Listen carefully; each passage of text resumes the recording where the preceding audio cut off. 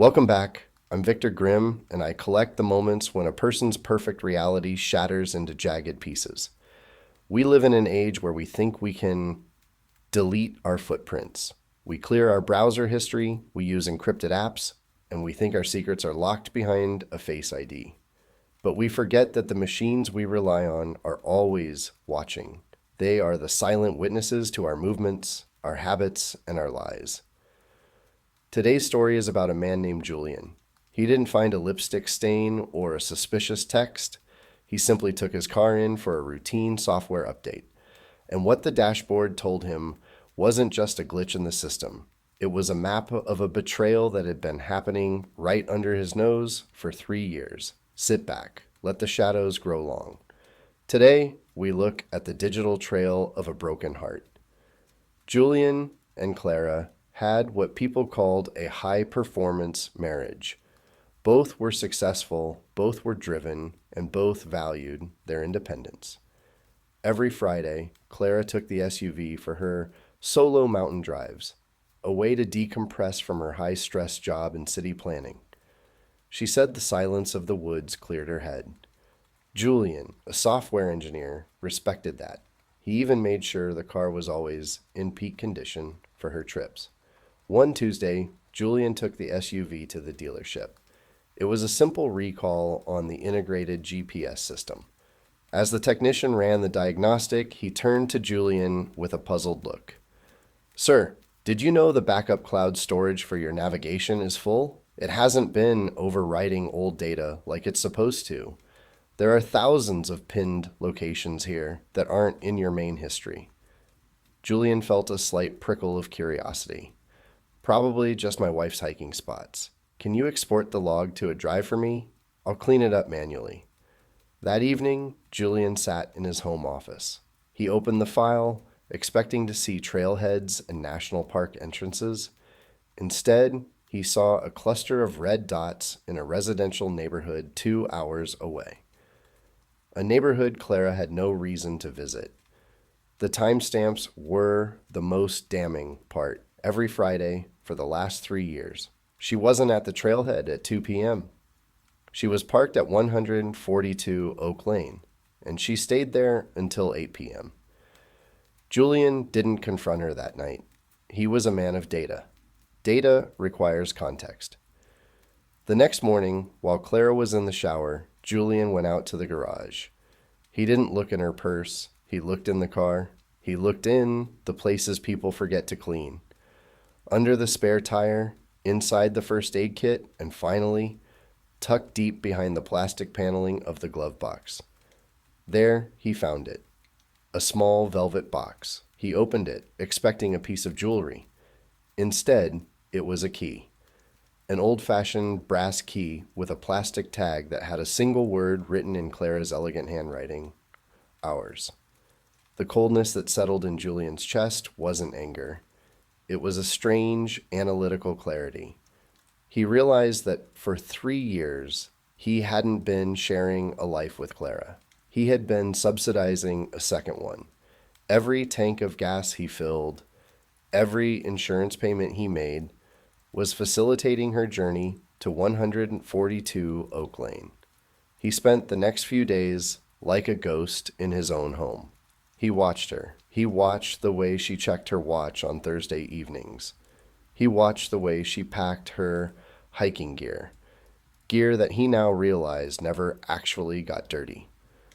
On Friday morning, as she kissed him goodbye, Julian smiled. "Have a great hike, Clara. Be safe."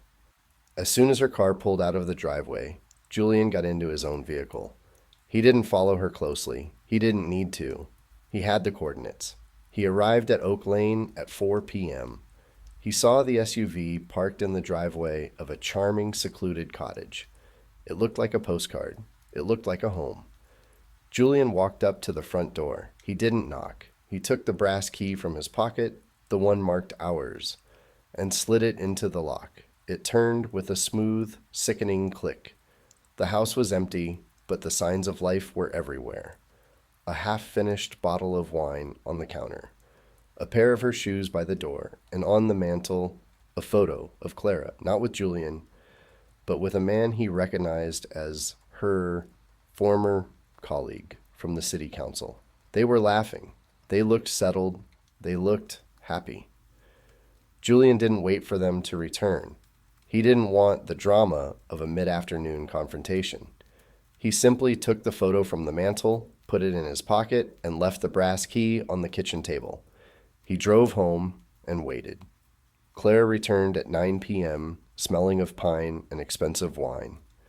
"The trails were beautiful today," she said, leaning in to kiss him.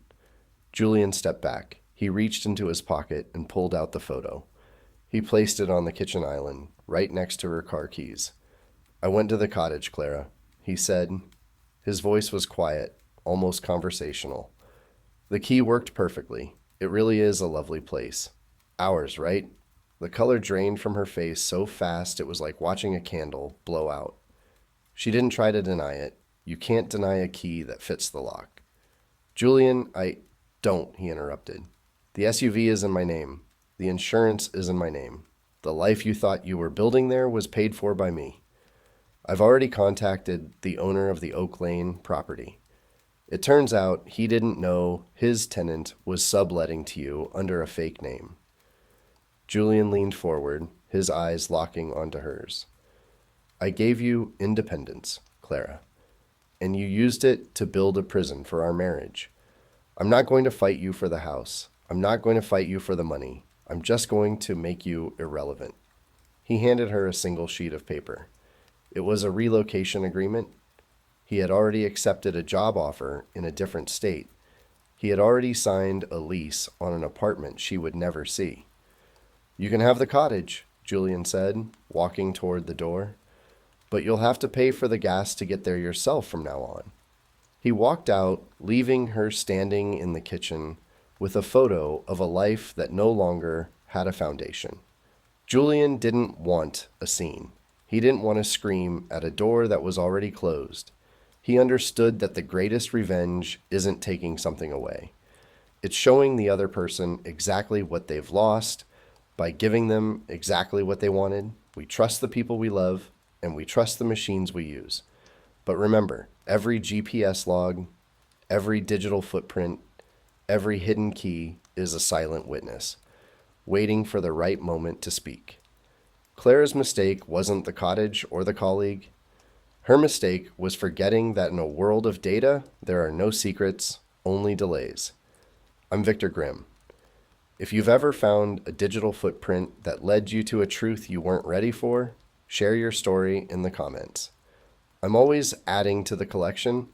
Make sure to subscribe and hit that notification bell. You wouldn't want to be left in the dark when the next truth comes to light. Watch your dashboard. It knows where you're going. Until next time.